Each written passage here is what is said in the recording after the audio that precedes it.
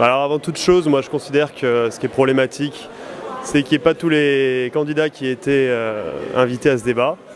C'est dommage parce que c'est pas sur la base des sondages qu'on devrait choisir qui a le droit à cette exposition assez exceptionnelle. Après c'était assez intéressant comme débat. Je pense que Mélenchon il sort vainqueur, il était pas mal. Je pense que le fait de voir Fillon parler autre chose que de ses affaires, ça l'a pas desservi. Et voilà, je pense que Macron est un peu consensuel, non? Je sais pas s'il va, non? Je sais pas s'il va porter une direction, vous pensez pas, non?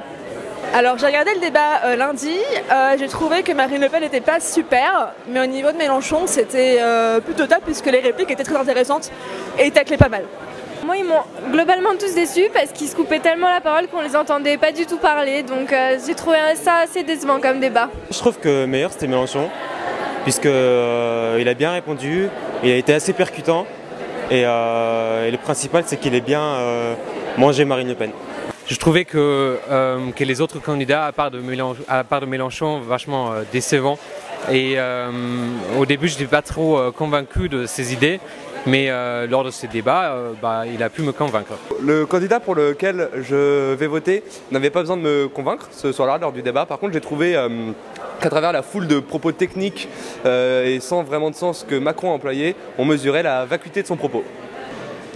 Moi j'ai bien aimé le moment où Marine Le Pen elle a commencé à attaquer Macron sur le Burkini et qui lui a lancé un je n'ai pas besoin de ventriloque, je peux parler pour moi-même, etc. Et qu'en fait il a réaffirmé sa position de façon claire et c'était je trouve un de ses meilleurs moments dans le débat.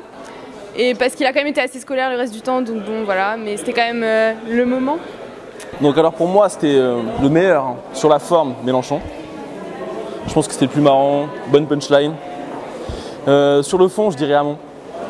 Je sais que pas beaucoup de monde sera d'accord avec moi, mais Hamon, je pense qu'il a été le plus visionnaire.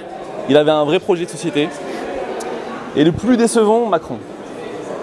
Alors on l'attendait vraiment au tournant et pour le coup, je trouve pas qu'il a vraiment apporté quelque chose, surtout par rapport à François Fillon.